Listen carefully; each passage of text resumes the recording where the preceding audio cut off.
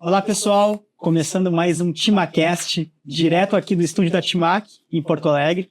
E hoje a gente vai falar sobre um tema fascinante, a memória das plantas. E para isso a gente trouxe um especialista na área e parceiro da Timac, Dr. Gustavo Maia, da UFPEL de Pelotas. Ele é doutor em Biologia Vegetal. E o nosso colega de Timac Agro, Giancarlo Valduga, diretor de marketing. Seja bem-vindo, Gustavo. Obrigado, Rodrigo. Bom dia, João. Muito obrigado pela oportunidade. Obrigado, Rodrigo. Oportunidade única estar aqui com o professor Gustavo falando um tema tão inovador e disruptivo. Show de bola. Vamos para a primeira pergunta, então, Gustavo, pode ser? Claro. Conceitua para nós, o que é a memória das plantas? Como é que esse conceito ele é diferente? A maioria do pessoal não ouviu ainda. Explica para nós um pouquinho sobre a memória das plantas. Bom, legal, Rodrigo. Em geral, né, a gente, como ser humano, a gente tem uma ideia muito clara do que é memória, né? Memória é aquela informação que a gente retém das experiências passadas, né? E isso, obviamente, na nossa espécie fica alocada no nosso cérebro, né? Embora a gente possa falar de memória muscular e memória celular, né? Em geral, a gente associa memória, né, à nossa espécie e, eventualmente, a animais superiores, né, mais parecidos conosco, né? Mas, surpreendentemente, né, as plantas e vários outros seres vivos também têm uma habilidade de desenvolver o que a gente chama de memória celular, que é basicamente, né, a capacidade que as plantas têm, os organismos vivos de uma forma geral, né, de guardar informações sobre as experiências passadas, sejam experiências enfrentando situações estressantes, sejam experiências enfrentando situações de pleno desenvolvimento, mas que são informações que influenciam os comportamentos do futuro. Perfeito. Né? Então, basicamente é isso, né? É a capacidade, então, que o sistema tem de armazenar informações e conseguir utilizar as informações no futuro, né? Influenciando os comportamentos. Excelente, basicamente uma memória muito parecida com o que a gente tem, né? Que a gente aplica. E dentro desse conceito de memória, a gente fala sobre o efeito priming, certo? O que seria esse efeito priming efetivamente? Tá. Bom, assim, no caso de memória de plantas de uma forma geral, né, o que a gente chama de priming é um evento, né, que tem o papel de estimular a formação da memória, né? Então, por exemplo, né, vamos imaginar que a planta passe por uma situação de um estresse hídrico moderado, uma temperatura alta moderada, sei lá, um ataque de patógeno, alguma coisa assim que não, evidentemente, não leve à morte da planta. Perfeito. Né? Então, o que acontece? Esse evento, né, ele vai ter, uma vez que a planta tem a capacidade de recuperar desse evento inicial, ele vai disparar, né, a formação da memória através de uma série de mecanismos. Né? Então, o Prime, basicamente, é um evento prévio, né, que estimula a formação da memória. E o que é mais interessante, Rodrigo, que é o seguinte, né, você não precisa ter um evento, por exemplo, de seca para criar uma memória a eventos de seca futuro. Por quê? Porque no caso de plantas, né, de uma forma geral, mas em organismos vivos também, existem vários processos de respostas celulares que eles são processos sistêmicos, ou seja, o que é um processo sistêmico, né? É quando diferentes perturbações do ambiente, né, diferentes eventos ambientais de naturezas diferentes, eles desencadeiam o mesmo processo de resposta. Né? O que significa isso? Significa que se uma planta passa por um evento de estresse térmico, por exemplo, de calor, isso pode gerar uma memória que é a melhor habilidade dela responder a um estresse hídrico futuro. Que bacana. Né? Então, isso que a gente chama de memória cruzada. Show de bola. Já tem uma pergunta, professor? Claro, várias. A primeira, professor. Quais são os principais mecanismos moleculares que permitem que as plantas, então, lembrem dos eventos passados, visto que essa planta não tem cérebro, então ela atua através de alguns mecanismos. E quais são, então, os principais mecanismos moleculares que permitem que essa planta lembre de eventos passados para que se utilize no futuro? Legal, Jean. Na verdade, isso é muito interessante, porque apesar de serem plantas, né, e geralmente a gente considera ela organismos mais simples, elas têm uma série de processos associados à aquisição de memória. né? Então não é um, não é dois, não é três, é uma série de processos, né? É uma rede de processos. É uma rede de processos. Então, por exemplo, né, uma resposta típica de uma planta à deficiência hídrica é acumular certas substâncias que a gente chama de osmólitos compatíveis. Por exemplo, prolina, né, que é um aminoácido hiper conhecido. Bom, quando a planta passa por essa primeira experiência de estresse, um prime, por exemplo, né, uma série de processos metabólicos vão ser ativados para a planta poder sintetizar essa prolina. Então, isso tem um custo energético, né, para essa prolina ter as diferentes ações que ela tem na célula, desde ajuste osmótico, estabilização de membrana, enfim, uma série de coisas, tá? Muito bem. Então, o que pode acontecer do ponto de vista de memória, né?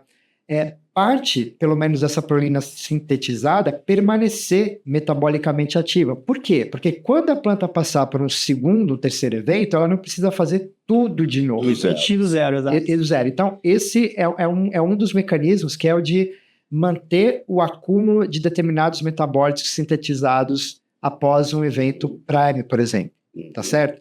Bom, uma outra questão também que é muito importante é que para você produzir qualquer composto, né, seja prolina, seja ácido abscísico, enfim, qualquer composto, né, isso é feito por vários processos metabólicos, né, que atuam em conjunto, né, a partir da expressão de determinados genes, né? Então, é o que a gente fala assim, você tem uma rede metabólica atuando, ou seja, o que é uma rede metabólica? Assim, a rede metabólica são diferentes compostos interagindo entre si através de reações enzimáticas para produzir coisas novas. Então, você tem uma baita de uma rede, né? E essa rede, evidentemente, né, para produzir certos compostos, ela vai por certos caminhos, tá certo?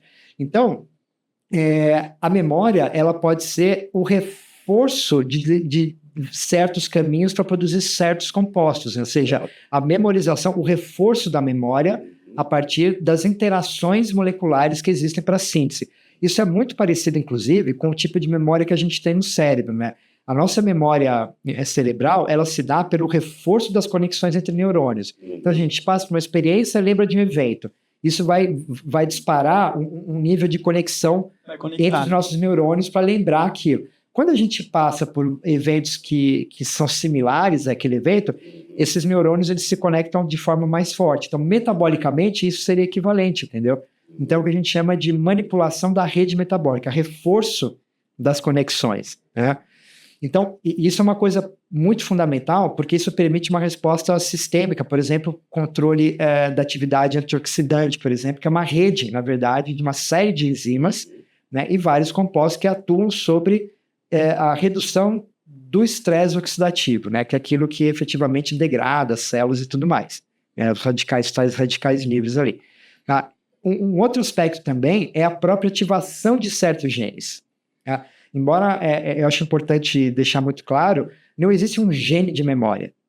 Né? O gene 1, 2, 3, não. Na verdade, assim, os genes que estão por trás dos processos metabólicos, eles precisam ser ativados, né, ou eventualmente desativados. Esse processo de ativação de um gene, isso pode sim gerar uma resposta de memória, ou seja, o gene ficar assim pré-ativado, né, ou ser eventualmente desativado depois de ativado, e quando for ativado de novo, ele tem uma resposta mais rápida, né, mais eficiente. Mais eficiente. Entende? Então, esses são os processos associados à memória celular. Mas ainda tem um outro processo que é extremamente importante, né, que é o que a gente chama de memória epigenética. Entendeu? Uma coisa é você controlar a expressão do gene diretamente, através de umas moléculas que a gente chama de fator de transcrição, que são as moléculas que vão ligar ou ativar o gene em função da resposta metabólica. Tá? Só que existe uma outra tipo de maneira de você criar uma memória, né, que altera a expressão gênica, que ela é epigenética. Por que ela é epigenética? Porque, efetivamente, você não vai mudar nada do ponto de vista da sequência dos genes. Né? O que acontece é que determinados eventos de estresse, né, eles provocam reações químicas, né, nos cromossomos, né, que é onde ficam armazenados os genes, e essas moléculas químicas que se associam, né, ou diretamente ao DNA, né, ou a proteínas onde o DNA fica enroladinho, porque uma coisa que, em geral, as pessoas não têm conhecimento, né, uma questão óbvia, É que assim, o DNA, né, que é a molécula que armazena os genes informacionalmente, né, ela fica compactada dentro da célula. Né? Porque assim, se você fosse esticar um DNA inteiro, você teria quilômetros. Assim. Daria uma volta no mundo. Então você tem que compactar isso, né? Esse nível de compactação, né, que é literalmente ficar enroladinho, né, isso pode esconder ou não os determinados genes. E quem controla esse grau de compactação, né, se os genes vão ficar mais desenrolados ou menos desenrolados, né, que a gente chama de cromatina, né, são essas marcas epigenéticas, né, que a metilação, assim, tem uma série de marcas, né, que coordenam isso. Entendeu? E essas marcas, né, portanto, elas vão fazer com que os genes estejam mais ou menos acessíveis ao metabolismo para a produção dos compostos necessários para aquela resposta, entende?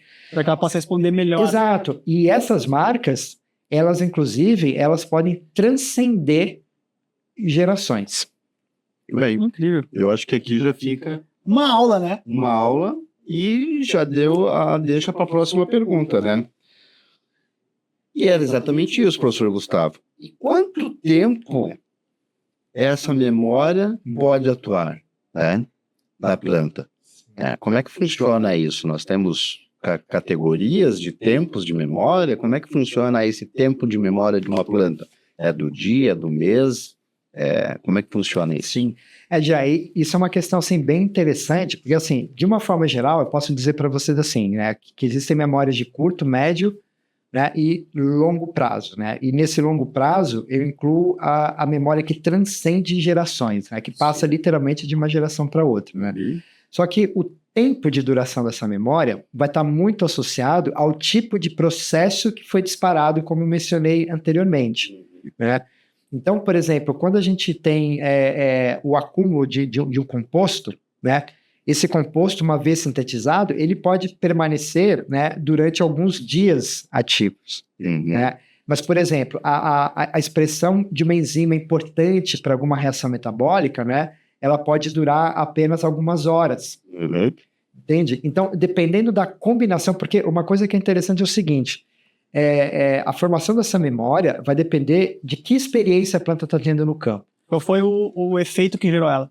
Exato. A intensidade. A intensidade, a duração dessa experiência, a combinação dessa experiência, né? Porque assim, embora... Uma coisa, então, é uma planta ter, numa fase inicial, um estresse térmico. Isso vai gerar um tipo de desencadeamento de memória. Agora, se ela tiver, exemplo, um estresse térmico associado ao estresse hídrico, isso. É uma outra intensidade, é uma outra linha metabólica, Exatamente. É uma outra forma de memória que ela vai assumir. Exatamente, já. E o quanto tempo ela que dura isso. Que ela ficou exposta Exato. a esse sinal. E um outro tempo muito importante é o intervalo entre os eventos que podem estressar a planta, né? Que a gente chama de intervalo de recuperação, porque é nesse intervalo entre um evento de estresse e o outro é que essa memória se consolida. Entende? Então, assim, se esse intervalo, por exemplo, for demasiadamente longo, né, a planta acaba perdendo alguns mecanismos de memória molecular. Aí você pode perguntar, mas isso é ruim? Não, não é ruim. Por quê? Porque, por exemplo, a manutenção da atividade metabólica em resposta a um fator estressante, ela tem um custo energético. Custo de energia, ela gasta mais energia. Ela gasta mais energia. Então, né, a planta, ela tem que fazer um balanço entre o que ela guarda e o que ela esquece. Exatamente. E por conta do custo. São organismos complexos. São organismos complexos. Então, assim, ela não só tem o tempo em que a memória dura, mas ela tem que também, de alguma forma, pesar o custo daquilo para poder esquecer, para poder voltar a crescer. Porque, assim, se ela fica muito tempo com um determinado processo de memória armazenado... Não utilizando, ela está gastando energia. Exatamente. Portanto, vai produzir menos. Sim. Entendeu? Então, a gente tem que pensar em plantas que têm a habilidade de lembrar, mas de esquecer quando é oportuno, para poder produzir. Como é tudo na vida. Como é tudo na vida, né? E o que é mais extraordinário, pelo menos para mim, né, é que essa habilidade de produzir memória, né, pelo aquele processo epigenético que eu mencionei anteriormente, ele pode se estender por várias gerações. Várias gerações. Por que eu acho isso extraordinário, né? Extraordinário assim, porque eu como biólogo, a gente aprende na universidade, né, que os processos evolutivos, né, que passam de uma geração para outra, são processos que não transmitem habilidades adquiridas pelo indivíduo, apenas informação genética. Né? Então, o que a gente está falando aqui, o que a gente sabe hoje, isso está muito bem documentado em várias situações, é que sim, né, os indivíduos podem transmitir as experiências adquiridas para as próximas gerações de forma não genética, portanto, epigenética, a partir dessa remodelação, né, e outros eventos também. Por que eu acho isso fantástico? Né? Pelo seguinte, porque normalmente, né, a gente quando pensa numa cultura, a gente está pensando naquela safra. Perfeito. Né? O começo ao fim da safra, né? Iniciar bem para terminar bem, certo? É só que assim, esse início e o final, na verdade, eles duram muito mais tempo. Né? Então, assim, dependendo do material que você usa para fazer um plantio, essa semente, ela tem memória. Qual foi a experiência dessa semente que está sendo plantada na safra que ela foi produzida? Exatamente. E sucessivamente. Entendeu? Então, assim, para algumas culturas, por exemplo, de propagação vegetativa, né, como a cana-de-açúcar, por exemplo, que você faz cortes sucessivos, né, isso então é mais fundamental ainda. Que é diretamente. Entende? E a gente hoje, né, vocês podem perguntar, Gustavo, mas quantas gerações isso dura? A gente não sabe. Isso. Né? Podem durar 2, 3 ou várias. Por quê? Porque vai depender dos eventos em que a planta vai passar em cada geração. Por quê? Porque esquecer também é bom.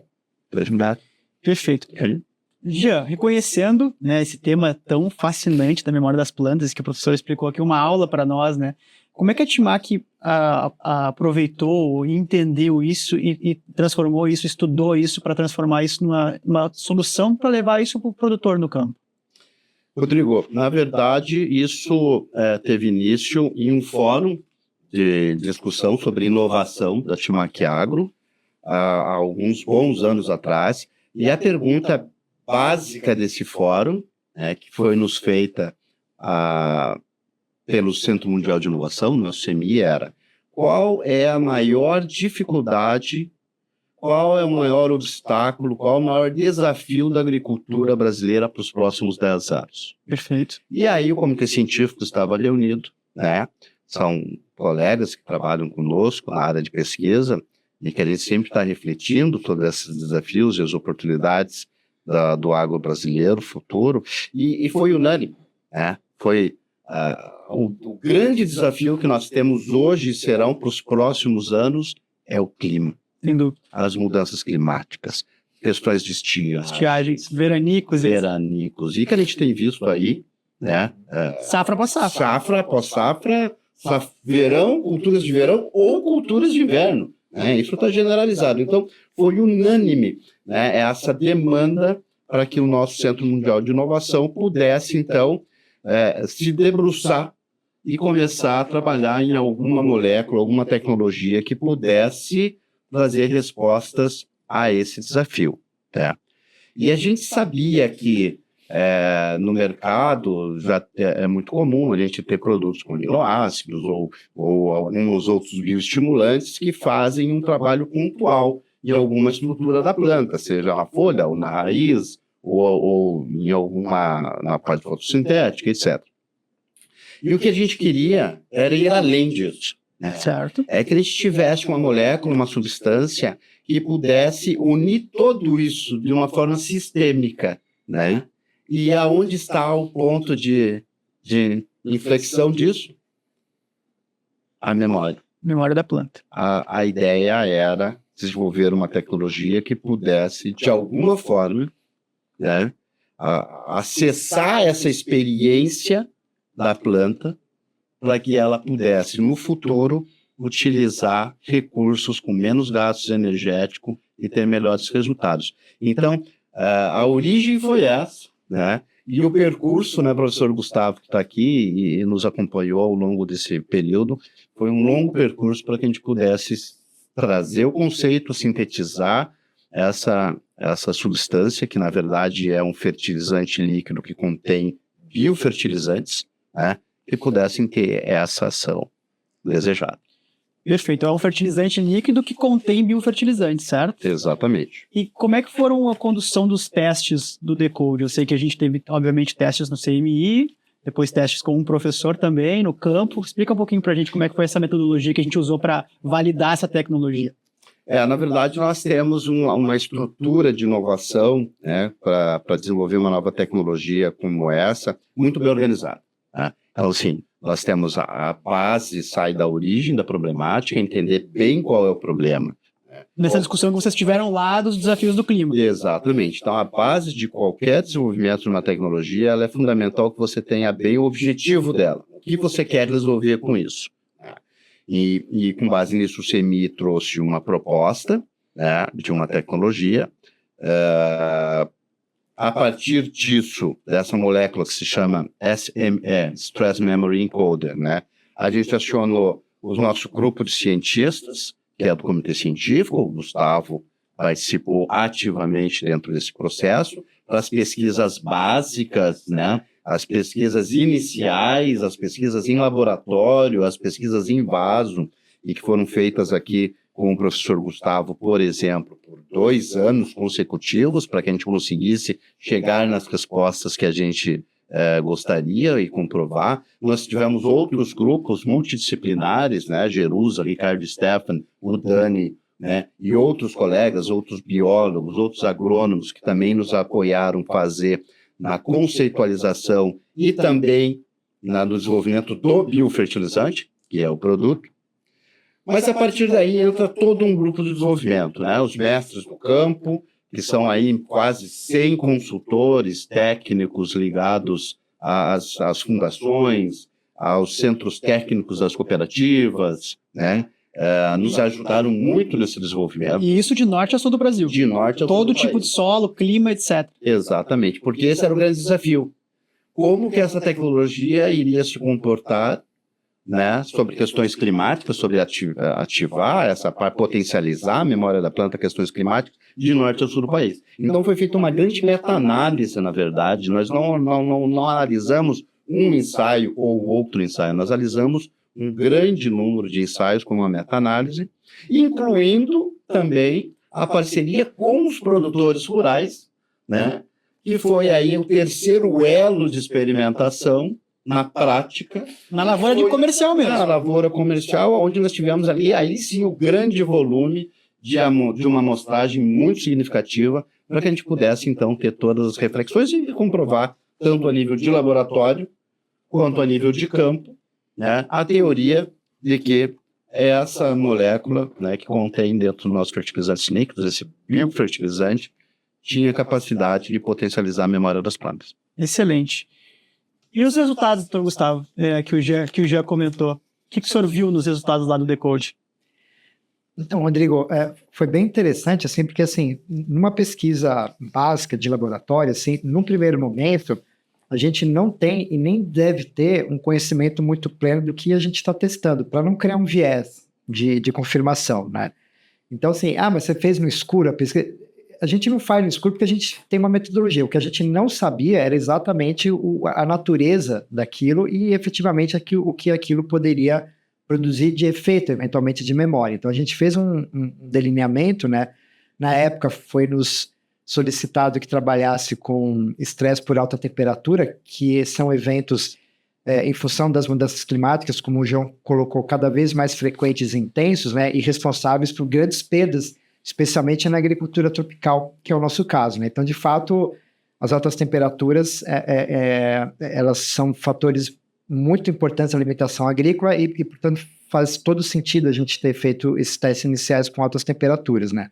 Então, a gente, basicamente, para testar o efeito de memória, como eu comentei, a gente tem que trazer a planta para uma situação de eventos recorrentes de temperatura, né? Então, a gente trabalhou com 2 ciclos de temperatura.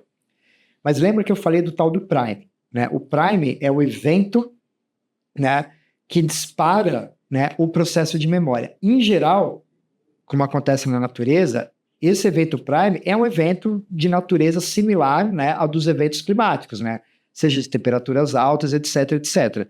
No nosso caso, né, a ideia era verificar se o Decode ele poderia induzir um efeito Prime. né? Ou seja, se ele poderia, de alguma forma, simular, né, um evento em que induzisse a resposta ao estresse, né, da planta de uma forma moderada, para que isso pudesse ser amplificada. É uma ferramenta ali na frente. Exato, exatamente. E o que aconteceu, né, e eu digo hoje, em função do que eu conheci antes, para nossa surpresa, foi isso exatamente que aconteceu.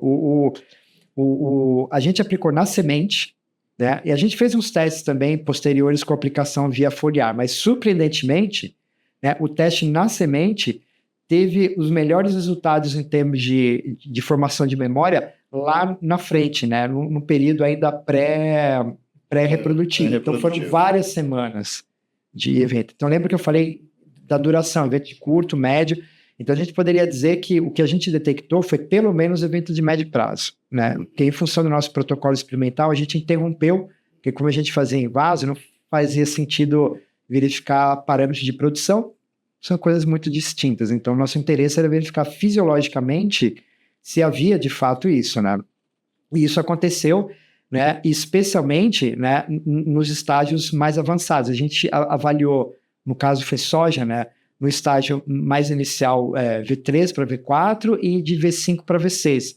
E o principal efeito foi exatamente nesse evento. Então, no início, né, ele causou aquele evento prime, que foi, por exemplo, reduzir, né, a condutância estomática. A condutância estomática, basicamente, é a maneira com que a planta troca gases com a atmosfera, né? Em particular, né, vapor de água para transpiração. Isso é fundamental. Por quê? Porque alta temperatura, isso aquece a planta. Como é que ela resfria? Transpirando, né? E ao mesmo tempo que a planta perde água pela transpiração, entra em CO2 para ela fazer fotossíntese e produzir a biomassa. Então, essa condutância estomática, ela regula os processos vitais para a planta produzir, que é transpirar e assimilar CO2 para fazer fotossíntese, entendeu? Então, o Decode, ele conseguiu limitar, né, a condutância estomática numa situação que a gente não esperava que acontecesse. Você fala, mas isso é ruim. Não foi, porque não foi um estresse, ele não foi um prime severo. Foi o suficiente para disparar, exatamente, um trigger, um gatilho que a gente fala. E aí, e quando a gente passou ela de novo pelo evento de alta temperatura, o que aconteceu? O desempenho dela foi o oposto, quer dizer, ela manteve a condutância estomática mais alta em relação às plantas controles que não receberam decode, portanto, melhorando a capacidade de dissipar calor ou se refrigerar, né? E obviamente, aumentando a eficiência fotossintética que a gente verificou a partir da eficiência de conversão de energia, né? Que a gente chama de eficiência quântica, né? E, né, uma coisa que foi muito interessante também, que os eventos de estresse, no nosso caso alta temperatura, mas poderia ser deficiência hídrica, o que vocês imaginarem, eles geram, como eu mencionei, né, uma resposta de desbalanceamento do estado redox. O que é isso? É a produção de espécies reativas de oxigênio que vão oxidar os componentes celulares e, em última análise, é o que efetivamente leva a célula à morte, né, e, consequentemente, a degradação celular. Tá? Então, para tudo isso, a planta tem uma série de mecanismos de tentar fazer a homeostase dessas espécies reativas de oxigênio, ou seja, manter essas espécies reativas no nível metabolicamente adequado. Por quê? Porque ao mesmo tempo que essas respostas, essas espécies reativas de oxidativas, elas de fato causam dano, elas também são sinalizadores de estresse super importantes. Então a planta tem que manter um nível em que não sofra dano, mas ao mesmo tempo consiga lançar informação para as células vizinhas, para as folhas vizinhas, para a raiz e tudo mais. Então, é um ajuste muito fino nisso.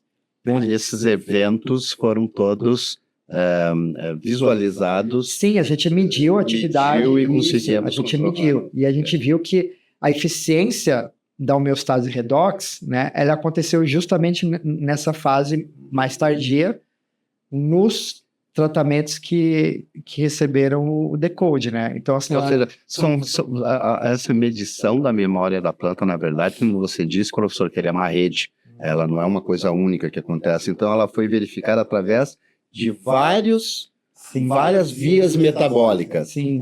E quando você olha o conjunto, dessas respostas e dessas diferenças a gente consegue chegar numa... Exatamente, exatamente. Isso que é interessante, assim, né? Porque justamente para a gente não ter nenhum tipo de viés, né? Porque, assim, a resposta das plantas a eventos de estresse, ela é multifatorial e é multiescalar. Então, você não tem, assim, digamos assim, um gene, uma molécula que vai indicar, a planta está com estresse, a planta não está com estresse. Não é isso. Então, você tem que checar isso, né, em camadas.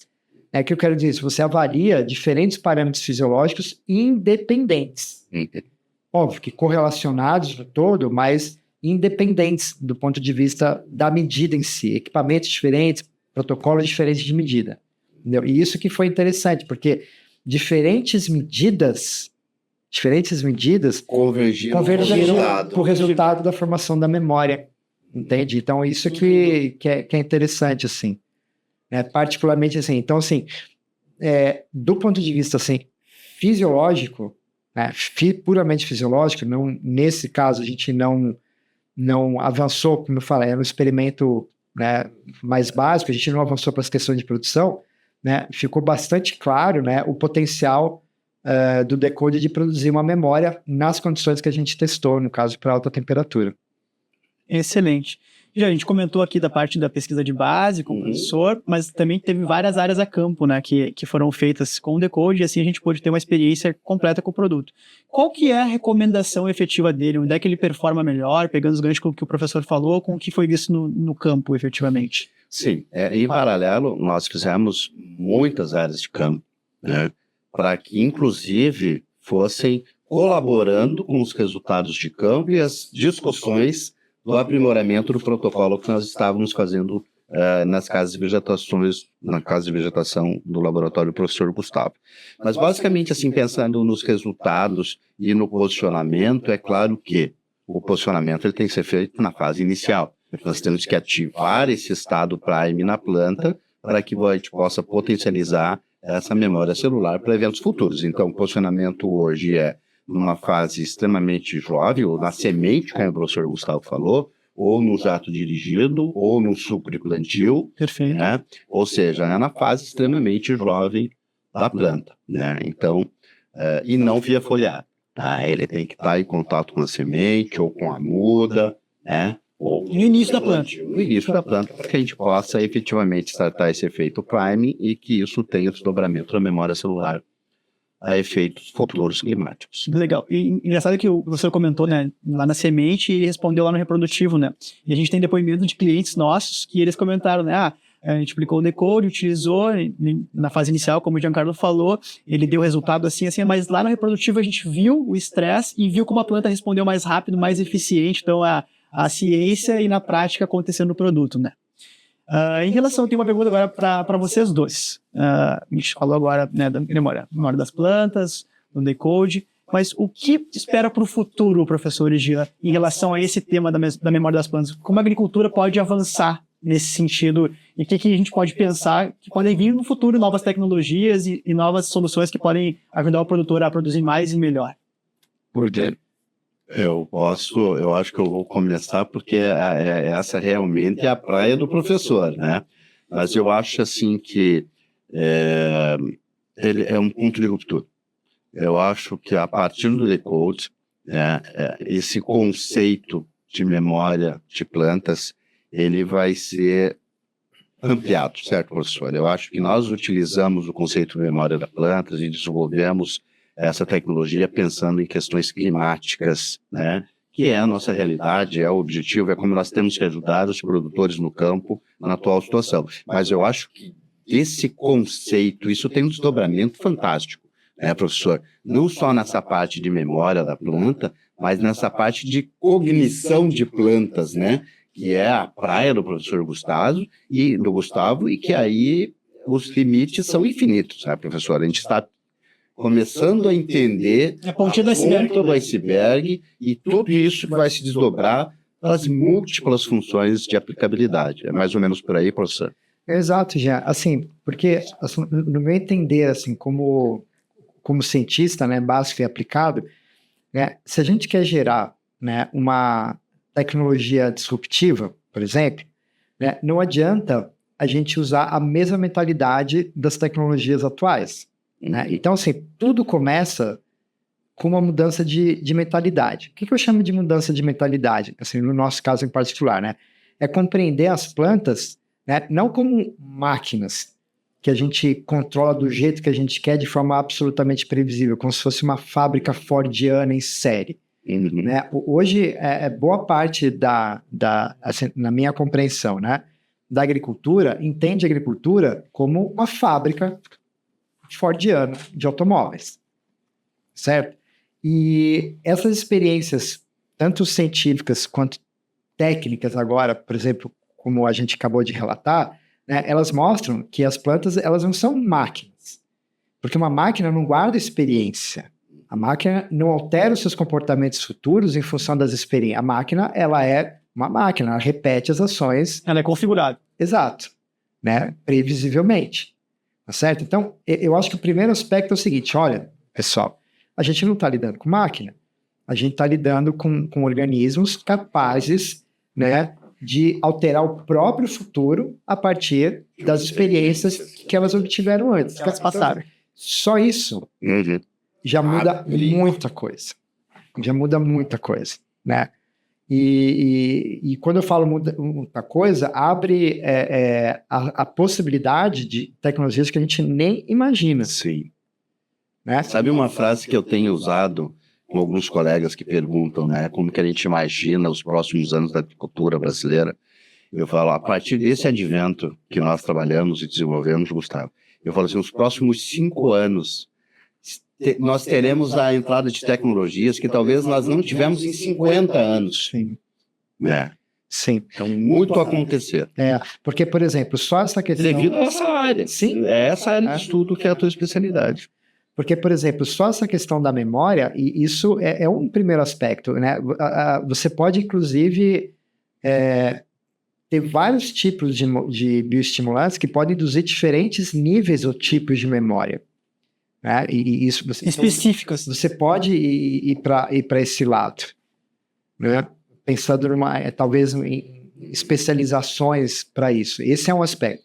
O outro aspecto que eu acho fundamental, que na minha opinião pode ter um impacto muito grande na agricultura do futuro, é exatamente essa questão do efeito transgeracional de memória, porque a gente não pensa nisso. A gente não pensa nisso. Né? O quanto que